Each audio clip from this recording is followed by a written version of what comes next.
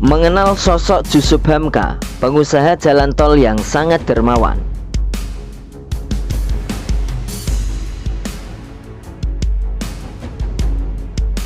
Pembangunan jalan tol merupakan salah satu contoh kerjasama antara swasta dengan BUMN atau Badan Usaha Milik Negara, yaitu antara PT Citra Marga Nusapala Persada Tbk, PT Waskita Karya Tbk, dan PT Pembangunan Perumahan Persero Tbk. Di balik kesuksesan rampungnya infrastruktur jalan tol di Indonesia, jelas ada sosok yang menarik dan perlu untuk diketahui. Sosok itu tak lain adalah seorang pengusaha jalan tol. Siapa lagi kalau bukan Jusuf Hamka? Jusuf Hamka merupakan seorang pengusaha yang sangat dermawan. Sosoknya cukup dikenal baik karena sifat dermawannya itu. Sampai saat ini Jusuf kerap bersedekah dengan menjual nasi kuning murah seharga Rp3.000 atau bahkan dibagikan gratis.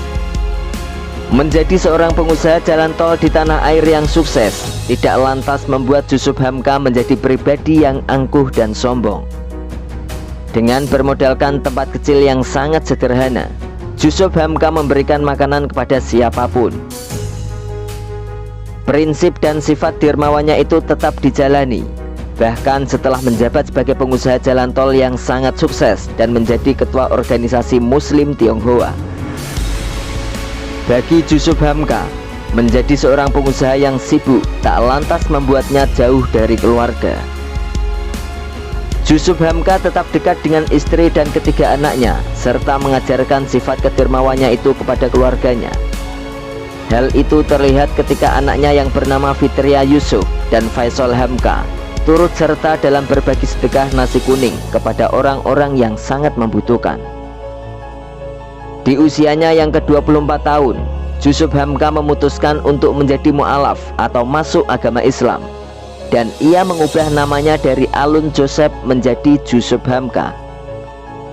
Hal ini tidak lepas dari peran serta ulama dan sastrawan besar tanah air, yaitu Profesor Dr. Buya Hamka, yang menuntunnya untuk mengucapkan syahadat. Dari mu'alaf itu kemudian Jusuf Hamka punya harapan yang mulia, yaitu bercita-cita luhur hendak membangun 1000 masjid. Hal itu ia realisasikan kali pertama dengan membangun Masjid Babah Alun yang berada di bawah kolong jembatan tol Sunter, Jakarta Utara. Bahkan kini Jusuf tengah membangun Masjid Babah Alun yang ketiga, yang dibangun di depan gerbang tol Desari, Jakarta Utara.